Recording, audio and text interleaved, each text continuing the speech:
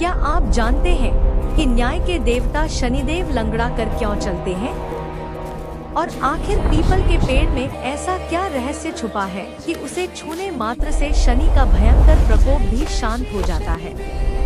आज इस रहस्य से पर्दा उठेगा। प्राचीन काल में दधीची नाम के एक महान ऋषि थे। जब उनके पुत्र पिप्पलाद का जन्म हुआ तो उसी समय उनके पिता दधीची का स्वर्गवास हो गया। बालक पिप्पलाद का बचपन बहुत ही अभावों और कष्टों में बीता।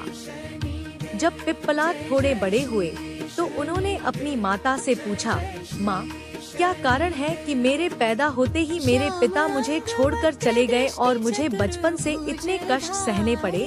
उनकी माता ने रोते हुए बताया कि ज्योतिषियों के अनुसार तुम्हारी कुंडली में शनिदेव की दशा थी, जिसके कारण तुम्हें यह सब झेलना पड़ा।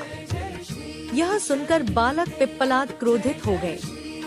उन्होंने ब्रह्मा जी की घोर तपस्या की और उनसे एक ऐसी दिव्य शक्ति प्राप्त की जिससे वे किसी को भी भस्म कर सके। पिप्पलाद ने अपनी शक्ति का प्रयोग करके शनिदेव पर प्रहार किया। शनिदेव उस समय आकाश मार्ग से जा रहे थे। पिप्पलाद की शक्ति लगते ही शनिदेव आकाश से गिरने लगे। जब वे भागने लगे तो पिप्पलाद ने उनके पीछे अपना दिव्य डंडा ब्रह्मदंड छोड़ दिया, जो शनिदेव के पैरों पर लगा।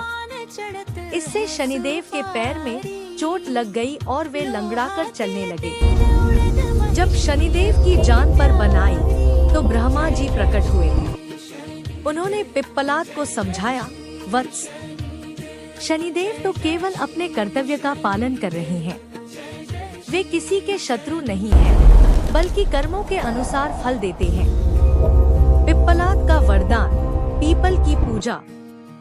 पिप्पलाद का क्रोध शांत हुआ और उन्होंने शनिदेव को इस शर्त पर छोड़ा कि जो भी व्यक्ति पीपल के वृक्ष की सेवा करेगा, शनिदेव उसे कभी कष्ट नहीं देंगे।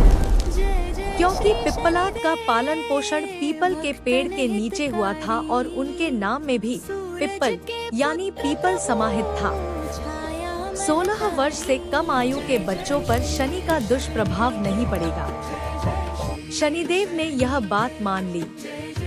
तभी से शनिवार के दिन पीपल के वृक्ष के नीचे दिया जलाने और उसकी पूजा करने से शनि दोष शांत हो जाता है।